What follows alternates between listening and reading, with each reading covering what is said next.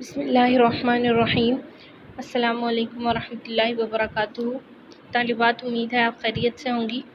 آج ہم اپنا سبق نمبر 47 شروع کریں گے۔ الدرس السابع والعشرون، الحال۔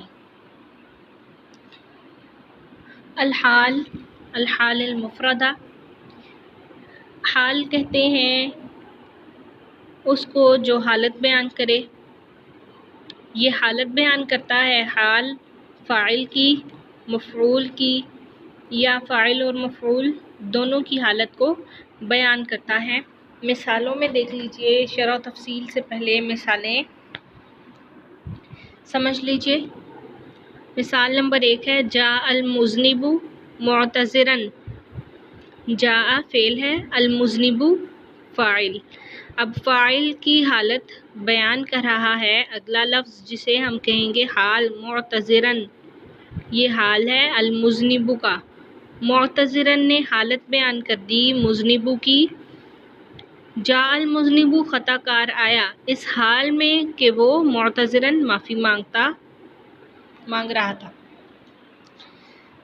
خطا کار اس حال میں آیا کہ وہ معافی مانگتا ہوا تھا۔ جاء المذنب، جاء فعل، المذنب ذو الحال، معتذرن حال۔ حال اور ذو الحال دونوں مل کر جاء کے لیے فاعل۔ تو یہاں پر معتذرن حال، المذنب فاعل کی حالت کو بیان کر رہا ہے۔ نمبر 2 ہے انما تخرج المسلمۃ متحجبۃ۔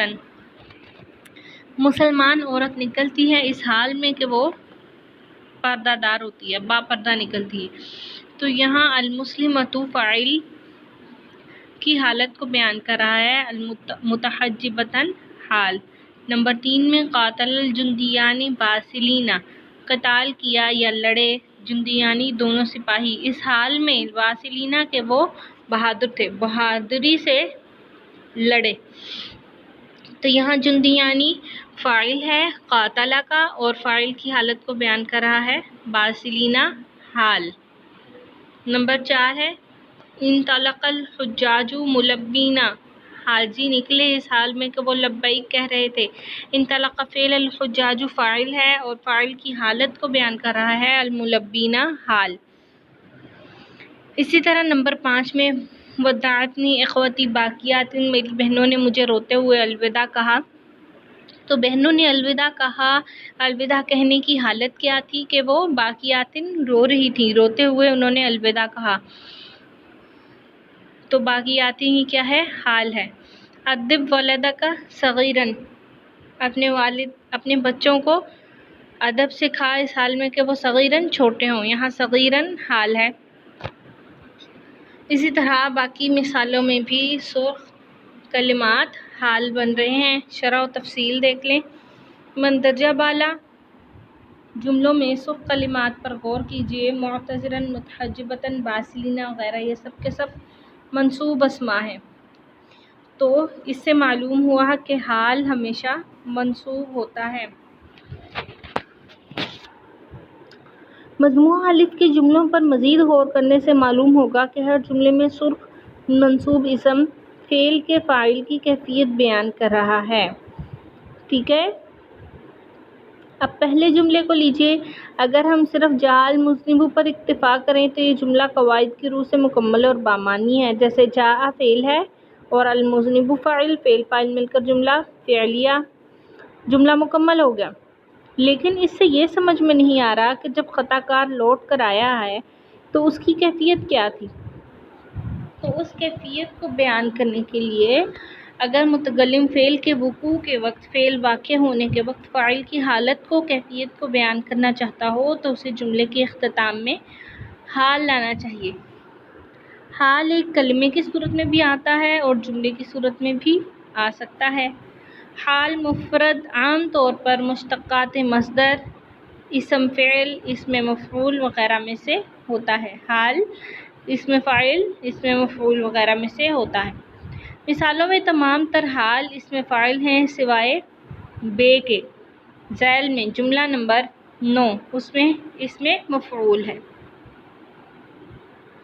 تو حال جو ہے وہ اسم فاعل اور اسم مفعول دونوں میں سے آ سکتا ہے۔ اور مجموعہ بے کے ذیل میں جتنے حال آئے ہیں وہ فاعل کی نہیں بلکہ مفعول بہ کی کیفیت بیان کر رہے ہیں۔ اوپر جیسے میں نے آپ کو بتا دیا کہ حال آتا ہے وہ کبھی فاعل کی کیفیت کو بیان کرتا ہے، کبھی مفعول کی کیفیت کو بیان کرتا ہے، اور کبھی کبھار دونوں کی کیفیت کو بیان کرنے کے لیے آتا ہے۔ تو مجموعہ الف میں حال فاعل کی کیفیت اور مجموعہ بے میں حال مفعول کی کیفیت کو بیان کر رہا ہے۔ تو مجموعہ بے میں جتنے جملے آئے ہیں وہ فاعل کی نہیں بلکہ مفعول بہ کی کیفیت کو بیان کر رہے ہیں۔ جیسے لا تأکل الفواکہ الفجۃ میں آپ مخاطب کو پھل کھانے سے منع نہیں کر رہے بلکہ صرف اس حال میں پھل کھانے سے روک رہے ہیں جبکہ وہ کچے ہوں، گویا کہ حال وہ منصوب اسم ہے۔ یہاں سے انڈر لائن بھی کر سکتے ہیں آپ، حال کی تعریف یہاں سے شروع ہے۔